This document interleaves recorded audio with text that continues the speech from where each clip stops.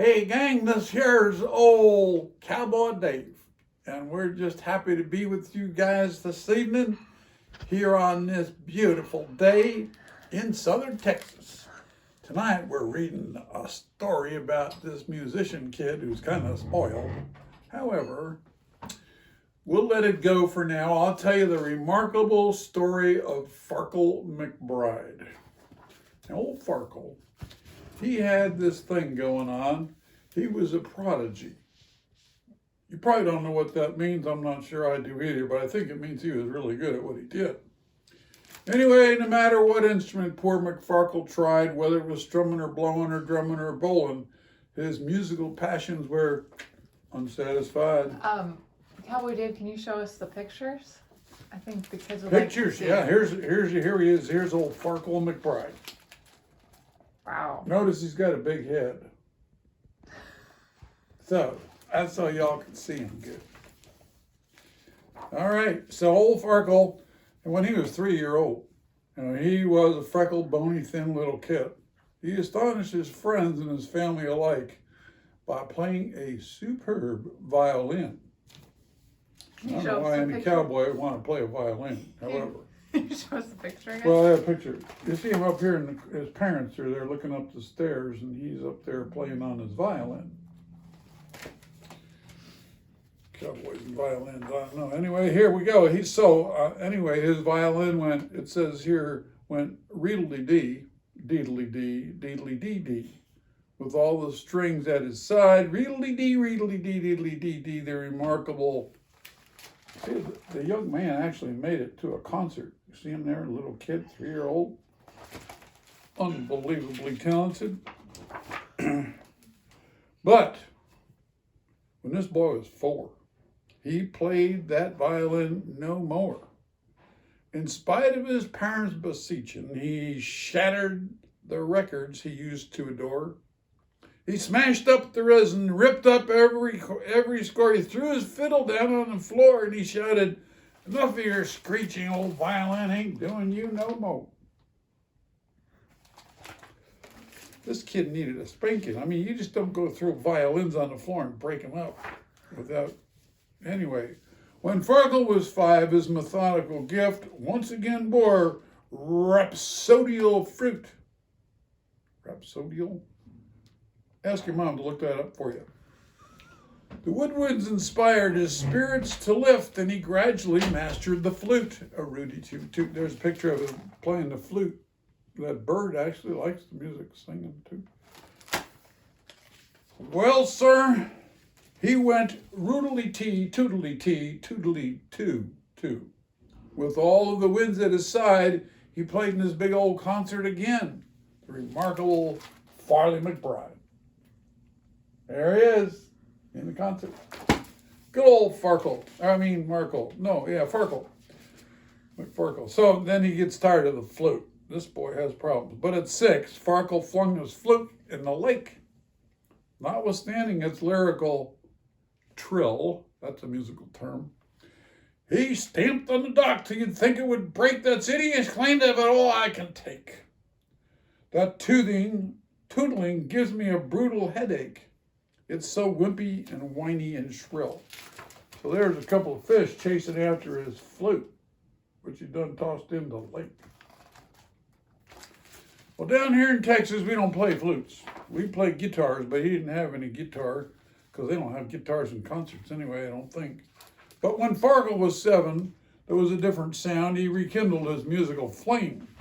He became most expert trombonist around, and the boulevards buzzed with his name. There he is, playing the good old trombone.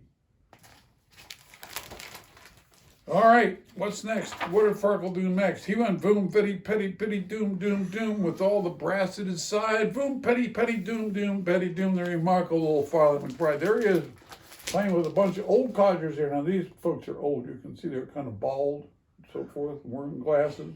Not Farkle. He was only 7. Well, at 8, he declared to his parents' despair, and as everyone might have guessed, I can't stand this trombone, he said, with the blast in his blare. That racket is more than my eardrums can bear. So return it or throw it away, he said. I don't care. I despise it just like all the rest.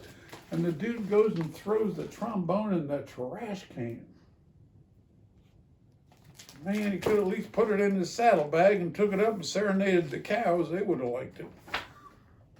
So when McFarkle was 9, his father and mum were bursting with pride and affection.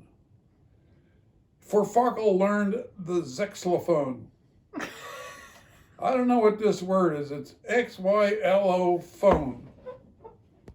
Cymbals and drums, the entire percussion section. What it means is he was a drummer. There you go. All right. On here further south, we're moving down into the better country of the world here. So he's going Harvey McBoom, bing, bing, bang, bang, clangety, bang, bang, bang, crash. What's his name? Oh, Farkle. The remarkable Farkle McBride. Anyway, he was a drummer. Oh man, look at this picture. What do you think? He's symboling himself. I think he's going to go deaf. But soon he fell prey to his usual gloom, despite all the praise and flattery from a sigh, then a sulk, then a frown, then a fume. There was an ear-splitting tantrum that emptied the room. I can't take it, he bellowed, the crash and the boom and the clang and the bang of the battery. So, yep, he's done with the drums. I wonder what he'd do with them. Doesn't say. Anyway, when he was 10, finally grew up. However renowned, he reached the end of his musical tether, but he discovered his favorite sound, which was musicians all strumming together. Well, playing, I guess, because you don't strum a trombone. But anyway, there's all the musical instruments this boy liked. Still think you should have tried the guitar. Or a banjo. It happened like this. The conductor caught cold on the day of the major recital. You've got to replace him, young Farkle was told. Your cooperation is vital. There's a picture of the dude, the good old conductor guy, and he's got a cold. And he has the virus, I don't know.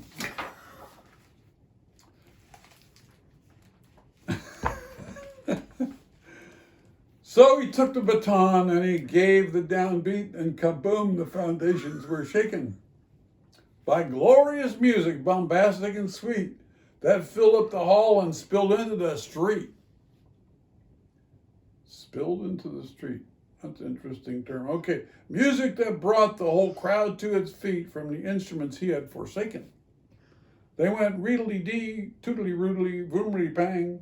Bravo, all the spectators cried, deedly-doo, doodly-dee, doom-clang, the remarkable Farkle. Who would name their kid Farkle anyway? Anyway, Farkle McBride. And see, this opens up and y'all can see the whole concert. Now, this is real music. I went to a symphony once. There were 4 guitars, 2 banjos, and a fiddle player. It was awesome. This is a little bigger. Anyway, folks, I hope you enjoyed learning about Farkle McBride. It's been my pleasure to come and sit by your side.